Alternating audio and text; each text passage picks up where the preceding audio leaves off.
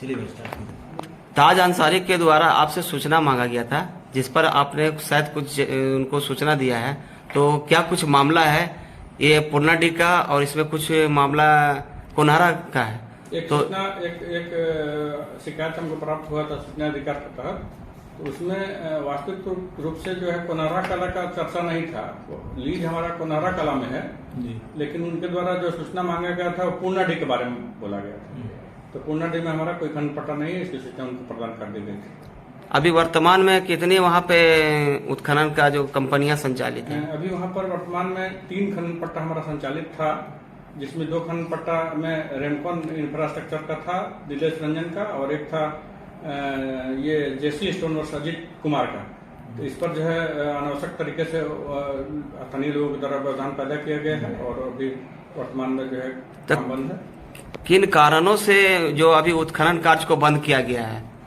वैधानिक रूप से खनन पट्टा को संचालन के लिए कोई बाधा नहीं है।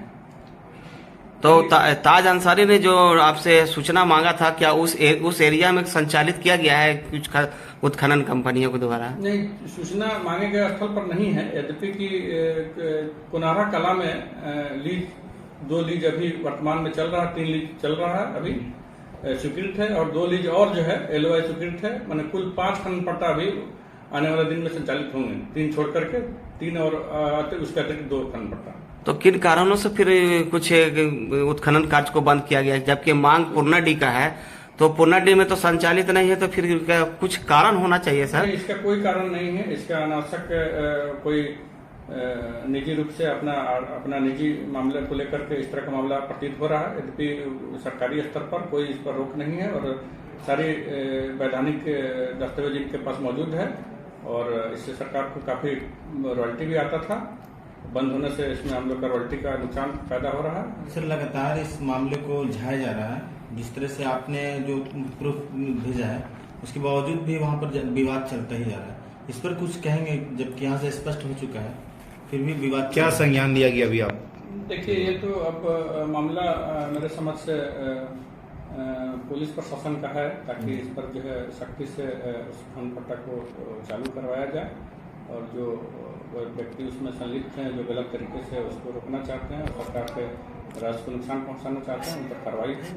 सीधा तौर पर कहा जाए तो विकास कार्यों को बाधित करने की एक सुनियोजित साजिश चल रही है। हाँ बिल्कुल ऐसा ही है, ताकि जो है अभी आज के डेट में खनन पट्टा बंद होने से काफी लोगों का बेरोजगार का में भी इजाफा हो रहा है, और ये सरकार का टैक्स का जो हम लोग का रॉयल्टी जो महीने में 40 से 50 लाख रुपया आता था, उस पर भी लगा है, नहीं हो पा रहा है। बड़े पैमाने पर सरकार को इस उत्खनन के बंद होने से नुकसान हो रहा है, तो इस पर क्या किस कार्रवाई होनी चाहिए? इस पर पट्टाधारी के द्वारा बताया गया है कि इस पर जो है पुलिस प्रशासन के द्वारा भी FIR प्राथमिकी दर्ज की गई है, और इनके द्वारा भी जो है जो अवैधकर्ता है उन पर जो है कार्रवाई की बात चल रही है, और इस पर इसका निदान बहुत जल्दी निकलने की संभावना।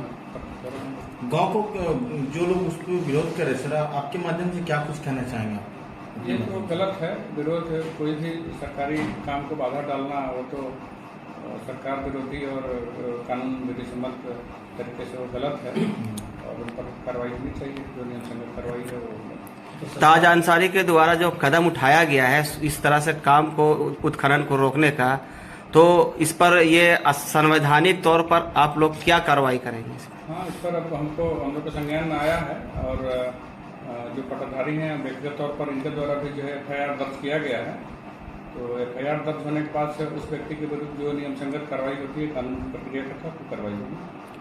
सर ग्रामीणों का कहना है कि खनन से ग्रामीणों में काफी नुकसान होता है, इसके बारे में क्या कुछ? नहीं, ऐसा कुछ नहीं है। बिना खनन पट्टा लेने के लिए उनको पर्यावरणीय सहमति प्राप्त करनी होती है, कॉन्सेंट टू ऑपरेट प्रदूषण विभाग से प्राप्त होना होता है, माइनिंग प्लान बनता है, DGMS से सर्टिफिकेट लेने पड़ते हैं।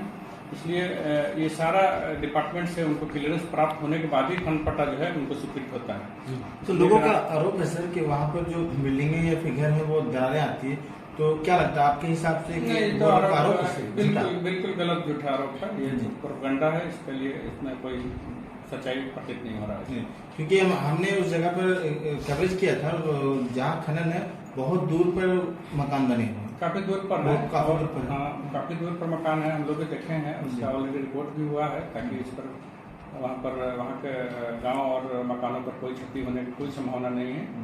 क्योंकि रूल में सारा प्रावधान बना हुआ है कि कब कितना दूरी पर क्या रिपोर्ट्स, पॉल्यूशन का रिपोर्ट और जो अंचलाधिकारी का रिपोर्ट और सारा रिपोर्ट आने के बाद ही जो है लीज को वहाँ से शिफ्ट किया जाता है। इसलिए कोई आदमी अगर इस तरह का आरोप लगा रहा है तो उस पर कोई सच्चाई नहीं तो है। कब तक उस पर ये देना चाहते हैं, कब तक उसको चालू किया जाएगा चालू रूप से?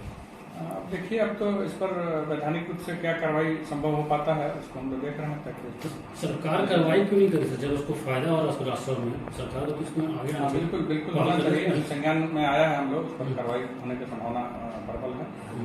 अभी तक जो मामला आया उसमें ताज अंसारी पर आप मतलब कार्रवाई कब तक करेंगे? देखिए, ताज अंसारी पर ऑलरेडी पुलिस के द्वारा जो है FIR दर्ज है और उसी उस पर कार्रवाई जो विधि सम्मत कार्रवाई है उस पर तो हो रही है, होगी।